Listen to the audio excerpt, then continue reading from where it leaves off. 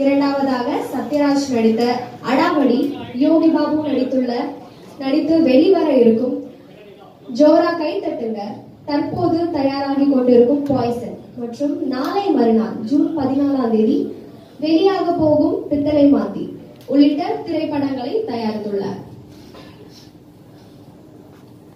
பித்தளை மாத்தி படக்குழுவினர்கள் நம்ம புது மாப்பிள்ளை உமாபதி ராமையா. சோ அவருக்கு முந்தானத்துக்கு தான் கல்யாணம் இருக்கு, நம்ம எல்லாருக்குமே தெரியும். அதனாலதான் அவரால் வர முடியல. அது மட்டும் இல்லாம அவருக்கு நம்மளுடைய விஷஸ் சொல்லிக்கலாம். கண்டிப்பா அவருக்கும் ஐஸ்வர்யா 2 பேருக்குமே பித்தளை மாத்தி மூவி சார்பாக எங்களுடைய வார்ம் மேரிட் விஷஸ். அடுத்ததாக சமஸ்கிருதி, தம்பி ராமையா, பால சரவணன், மதுரை முத்து, தேவதர்ஷினி, ஆடுகளம் நரேன், விதுலேகா, அஸ்வதி லால், முல்லை கோதண்டம், இன்னும் பலருடைய நடிப்புல டைரக்டர் மாணிக்க வித்யா அவருடைய டைரக்ஷன்ல இப்போ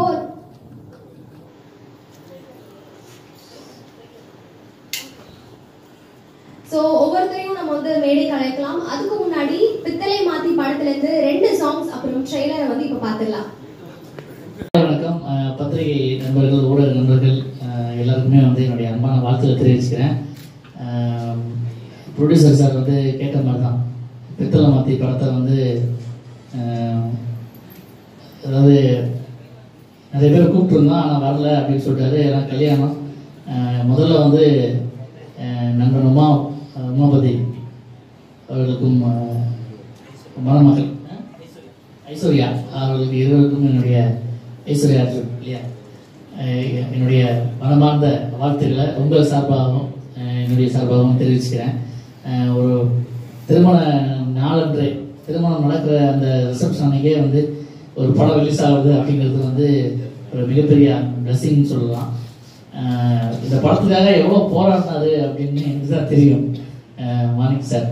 அது நிறைய கதைகள் இருக்குது அதுக்கு பின்னால்.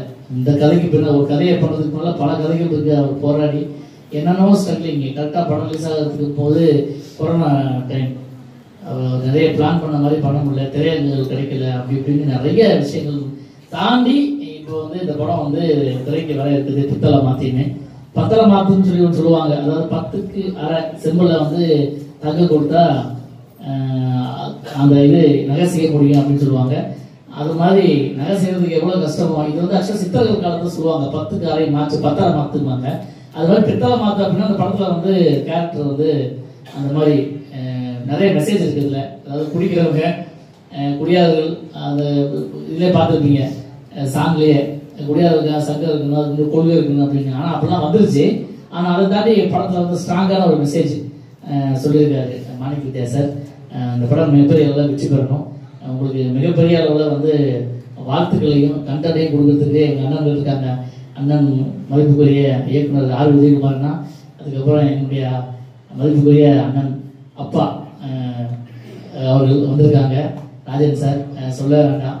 ஸோ இந்த படத்தை நல்லபடியாக ப்ரமோஷன் பண்ணி வெற்றி படம் ஆக்கணும்னு படக்குழுக்கள் சார்பாக வேண்டி கேட்கிறேன். நன்றி, வணக்கம். பித்தளை மாத்தி படத்தினுடைய ஆர்டர் கலைஞர் நான் ஒர்க் பண்ணியிருக்கோம். அதில் ஒரு சின்ன கேரக்டர் ரோல் நடிக்க போயிருக்காரு. அதுக்கு ப்ரொடியூசர் டைரக்டருக்கு நான் நன்றி சொல்லியிருக்கேன்.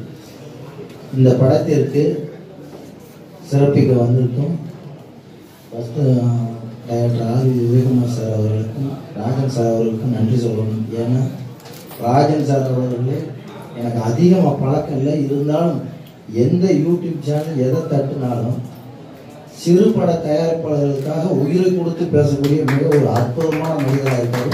அவரை போன்றவர்களை நம்மளாம் பாதுகாத்து வைக்கணும். ஏன்னா சின்ன படம் பெரிய படம் இல்லாமல் நான் யூடியூப்ல எங்க தட்டினாலும் சின்ன பட ப்ரொடியூசர்களுக்காகவும் சின்ன படத்தில் பணிபுரிஞ்ச டெக்னீஷியனுக்காகவும் குரல் கொடுத்துக்கிட்டு இருக்க ஒரே மனிதர் ராஜன் சார் அவர்கள் தான். அவருக்கு திரும்ப ஒரு தடவை நன்றி சொல்லிக்கிறேன். அதற்கடுத்து மிகப்பெரிய உச்ச நட்சத்திரங்களை வைத்து இயக்கியிருந்தாலும் எந்த விதமான ஒரு வெளியில எதையும் காட்டிக் கொள்ளாமல் ஒரு சிறு படத்தை கூட சிறப்பிக்க வந்திருக்கும் உதயகுமார் சார் அவர்களுக்கும் நன்றி தெரிவித்துக் இந்த படத்துல ப்ரொடியூசர் அவர்களை பற்றி சரவணன் சார் பற்றி பேசணும்னா அவர் வந்து மிகப்பெரிய ஒரு ப்ரொடியூசர் மட்டும் இல்லை, அவருக்குள்ள ஒரு இயக்குனர், கேமராமேன், ஆர்ட் டைரக்டர் எல்லாமே இருக்காங்க அவருக்குள்ள. 24 hours அப்படியே வந்து அந்த படத்தை பற்றி இதை பற்றி பேசிகிட்டு இருப்பாங்க. டெக்னீஷியன்லாம் அவ்வளவு சிறப்பாக கவனிச்சுக்கிடுவார். நம்ம பேசுகிற சம்பளம்லாம் கேட்கலாம், அவரே ஃபோன் பண்ணி உங்கள் சம்பளம் வந்து கேட்கலாம் கேட்பாங்க. அந்த மாதிரி கேட்கும்போது நம்ம டெக்னீஷியனாக ஒர்க் பண்ணும்போது இந்த மாதிரி ப்ரொடியூசர்லாம் நம்ம வாங்கின சம்பளத்தோட 3 மடங்கு அதிகமாக ஒர்க் பண்ணி அந்த படத்தை ஒரு ஹிட்டு படமாக நமக்குள்ள ஒரு ஆர்வத்தை தூண்டணும். அந்த அளவுக்கு நாங்கள் ஒர்க் பண்ணி கொடுத்துருக்கோம் அந்த படத்தில். இந்த படத்தில் வந்து ஹீரோயினுக்காக ஒரு வண்டி ரெடி பண்ணுறதுக்காக டேரக்டர் நாங்களாம் உட்காந்து ப்ரொடியூசர்கிட்ட சொன்னோம், அது நீங்கள் எவ்வளோ செலவானாலும் பரவாயில்ல, அந்த வண்டியை வந்து செய்யுங்கன்னு சொல்லி ஒரு அயன் பாக்ஸ்லேயே ஒரு வண்டியெல்லாம் இந்த படத்தில் ரெடி பண்ணியிருக்கேன். அது நல்லா இருக்குது. அந்த படம் பார்த்தீங்கன்னா தெரியும். அந்த மாதிரி ஒரு ப்ரொடியூசர் வந்து செலவெல்லாம் எது வேணாலும் இதை பண்ணாதீங்க இந்த மாதிரிலாம் சொல்லவே இல்லை, கதைக்கு தேவையான செலவு பண்ணுங்க அப்படின்னு சொல்லி நல்லா சிறப்பாக பண்ணி கொடுத்தாரு. டைரக்டர் அவர்கள் கண்டிப்பாக அவருக்கு ஒரு நல்ல இன்னொரு வாய்ப்பு கிடைச்சிருந்துன்னா தமிழ் சினிமாவில் மிகச்சிறந்த ஒரு டைரக்டர், அதுவும் பட்ஜெட்டில் சொன்னதை விட கம்மியான பட்ஜெட்டில் பண்ணக்கூடிய ஒரு திறமையான டைரக்டர் அவர் எனக்கு நண்பரும் கூட. சொன்ன டைமை விட கம்மியான அந்த டேட்டில் முடிச்சு கொடுத்தாரு இந்த படத்தை.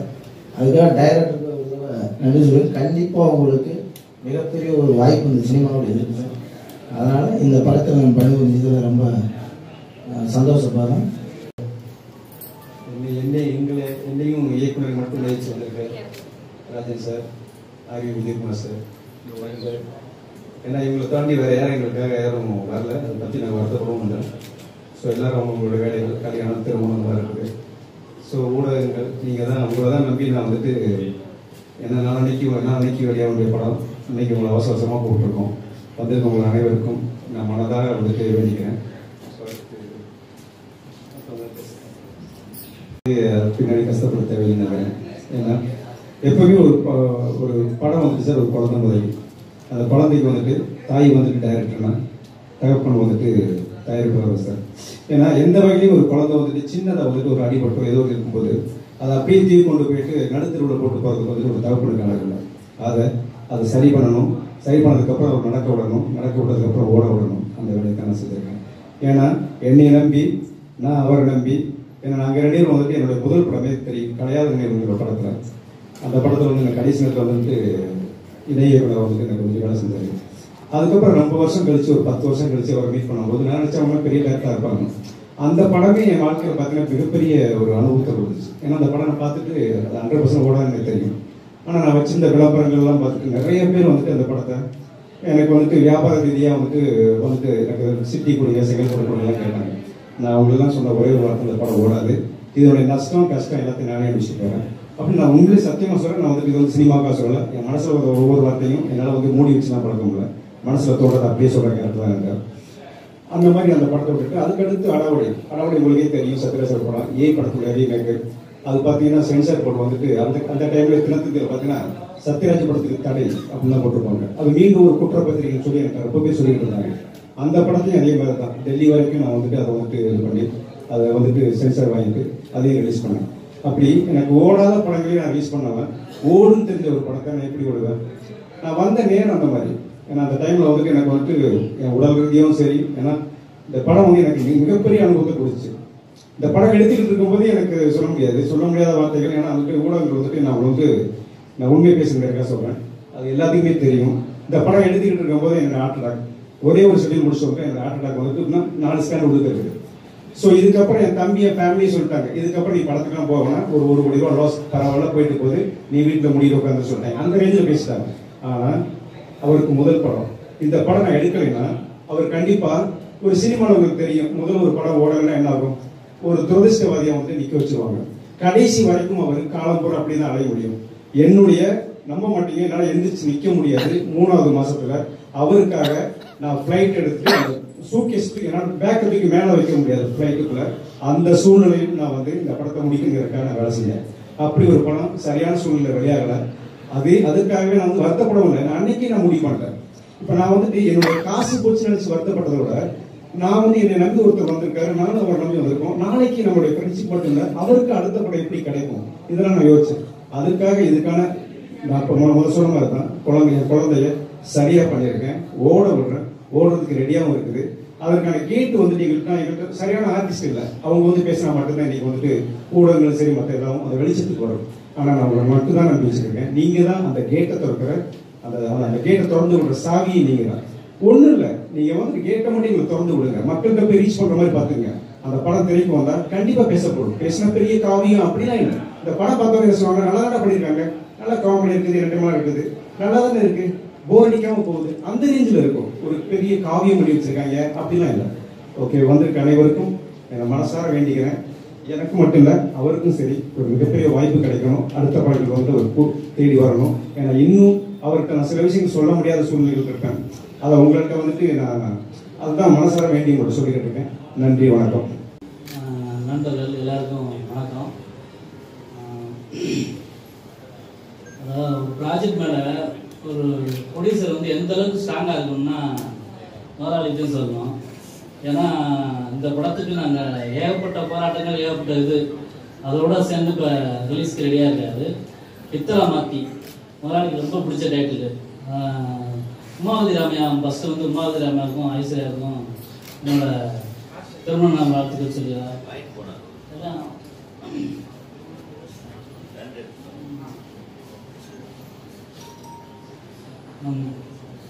இதில் மதிச்சு வந்துட்டு நம்ம RV Udayakumar sir, Rajan sir, Yadav Suma sir நான் வரவேற்கிறேன். அவங்க எல்லாம் பேசி முடிச்சோம் பேசுகிறேன் சார். வாழ்த்து. தேங்க்யூ. உங்களுக்கு எல்லாருக்கும் தெரியும், ஒரு படத்தை வந்து திரும்ப ரீரிலீஸ் பண்ணி அதை தேட்டர் வரைக்கும் கொண்டு வர்றது வந்து எவ்வளோ கஷ்டம்னு அந்த அளவுக்கு இந்த படத்து மேலே என் முதலாளி வந்து நம்பிக்கை வச்சுருக்காரு. இப்போ 60-70 தேட்டருக்கு மேலே டோட்டல் வேர்ல்டு ஃபுல்லாக ரிலீஸ் பண்ணுறாரு. இந்த படத்தில் வந்து பித்தளை மாற்றி டைட்டிலோட நான் ஆரம்பத்தில் வந்து எனக்கு ஒரு சின்ன ஆஸ்ட்ரேஷன் இருந்துச்சு. ஏன்னா நான் வேற ஒரு டைட்டில் வச்சுருந்தேன். அப்புறம் பார்த்தீங்கன்னா நார்த் மெட்ராஸ் சைடு இந்த பித்தளை மாற்றின்னு பார்த்தீங்கன்னா உள்டால பிரார்த்தனை பண்ணுறவங்க அப்படிங்கிற ஃபீல். முன்னாடி ஒன்று பேசுறது, பின்னாடி ஒன்று பேசுறது. ஸ்கிரிப்ட் படியை நான் யோசிச்சேன். பார்த்தீங்கன்னா இந்த படத்தில் வந்து வெளித்தோற்றம் நம்ம மனுஷனை பார்த்தீங்கன்னா எல்லாருமே வெளித்தோற்றத்தில் ஒரு உருவம் இருக்கும், உள்ளுக்குள்ள வேற ஒரு மனுஷன் இருக்கும். அது இந்த ஸ்கிரிப்ட்ல இருக்கும், எல்லா கேரக்டர்லையும் இருக்கும். வெள்ளி கேரக்டரா அஸ்வதிலான்னு ஒருத்தவங்க பண்றாங்க, டிஆர்ஓ பிரேமா சங்கர் கேரக்டர் பண்ணிருக்காங்க. அந்த கேரக்டர் பார்த்தீங்கன்னா டோட்டலாக சேரி ஜாக்கெட் ஒரு மாதிரி ஒரு லேடிஸ்க்குலாம் வந்து ஒரு ரோல் மாடல் மாதிரி நம்ம மதுரை ஐஏஎஸ் சகாயம் சார் மாதிரி ஒரு கேரக்டர். அந்த கேரக்டர் பொண்ணுங்கெல்லாம் வந்து ரோல் மாடல் நினைச்சு ஒரு ஸ்டில் எடுத்தா கூட, செல்ஃபி எடுத்தா கூட சேரி விளையிச்சு தான் அந்த ஸ்டில்லை டெலிட் பண்ற ஒரு கேரக்டர். பட் பர்சனலா பாத்தீங்கன்னா அதோட வேற முகம் இருக்கும். அதே மாதிரி நம்ம ஹீரோ தம்பிராமையா பையன் உமாவதி ராமையா பாலசரன் டோட்டல் ஜாலியான பசங்க.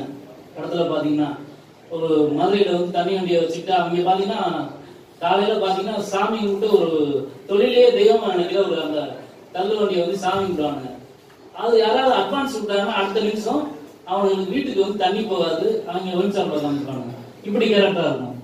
படத்துல ஹீரோயினி கேரக்டர் பாத்தீங்கன்னா டோட்டலா பேண்ட் ஷர்ட் டிஷர்ட் இந்த மாதிரி டீசெண்டா நம்ம பாக்குற கெட்டப்புக்கும் ஆளு இன்னொரு இதுக்கும் சம்மந்தமே இருக்காங்கிறது அந்த பித்தளை மாத்திக்கிற அந்த டைட்டில் ரொம்ப பொருத்தமா இருக்குன்னு நான் ஃபீல் பண்றேன். அப்புறம் ஊடக நண்பர்கள், பத்திரிகை நண்பர்கள் நான் ஒரு வேண்டி கேட்டுக்கிறேன். என்னன்னா நான் நல்ல நல்ல ப்ராஜெக்ட் ஆர்டிஸ்ட் எல்லாருமே மூவ் பண்ணி ஸ்கிரிப்டுகள் சொல்லி ட்ரை பண்ணிட்டு இருக்கேன். இந்த படம் ரீரிலீஸ் மூலம் எனக்கு வந்து நீங்க கொடுக்குற ஆதரவுலையும் இதுலையும் முதலாளியோட இந்த சப்போர்ட்ல எனக்கு அது ஒரு ரீஎன்ட்ரிக்கு அவங்களோட விசிட்டிங் கார்டா இது அமையறதுக்கு நீங்க தான் ஹெல்ப் பண்ணணும். பேசி எல்லாம் தெரியும் எவ்வளவு கஷ்டம். ஒரு ஈராஜன் சார் அப்பவே சொன்னாரு, ஸ்கிரிப்ட் வந்து எவ்வளவு வேணாலும் பண்ணலாம், எவ்வளவு வித்தியாசம் வேணாலும் பண்ணலாம், ஆனா அதை கையில வச்சுட்டே தெரிய வேண்டியதுதான். ஒரு முதலாளி அதுக்கு முதல் போடலைன்னா அது காயம் அடைக்க போகும். அந்த ஃபீல் தான். இந்த ஸ்கிரிப்ட் மேல அவ்வளவு ஸ்ட்ராங்கா அவ்வளவு இதா கதைக்காகவே ஆர்டிஸ்ட் தேடி ஆர்டிஸ்ட் பிடிச்சு இப்ப தமிழான்னு ஒரு இது பண்ணிருக்காரு, புரோகிராம் பண்ணிருக்காரு நம்ம ஆரி சார் பேசுறது அந்த ஹீரோ கேரக்டர். அப்புறம் அது தம்பிராமே அண்ணன் பையனா மாதிரி அந்த பண்ண வேண்டிய சூழ்நிலை வந்துச்சு. அது என்ன சொல்லாருன்னா அந்த அளவுக்கு ஸ்கிரிப்ட் மேல ரொம்ப ஸ்ட்ராங்கா இருந்தார் முதலாளி. இப்ப அடுத்து வந்து ஜோரா வேதத்துன்னு நம்ம யோகி பாபு வச்சு பண்ணிட்டு இருக்காரு. அது ரிலீஸ்க்கு ரெடி ஆயிட்டு இருக்கு. அவரோட பிரதர் கூட பாய்சன் ஒரு படம் நியூஸ் வச்சு எடுத்துக்கிட்டு இருக்காப்புல. அதனால முதலாளியும் டைரக்ஷன் மூமெண்ட்ஸ்ல இருக்காரு. அடுத்து பண்ணுவார் வாழ்த்துக்கள் முதலாளி. நீங்கள் பண்ணுற சப்போர்ட்டில் அவர் ஜெயிச்சா அடுத்து ஜோரா கைத்துட்டும் நல்லா பிஸ்னஸ் ஆகும், அடுத்தடுத்த படங்களும் இதாகும். எனக்கும் இது மிகப்பெரிய வாய்ப்பு அமையும். நீங்கள் எல்லாரும் வந்திருந்து ஆரிய உதவி மாஸ்டர், கார்த்திக் சார், ராஜசுமார் எல்லாருமே வந்திருந்து எனக்கு வாழ்த்து சொன்னது ரொம்ப நன்றி தெரிவிச்சுக்கிறேன் சார். ரொம்ப தேங்க்ஸ்.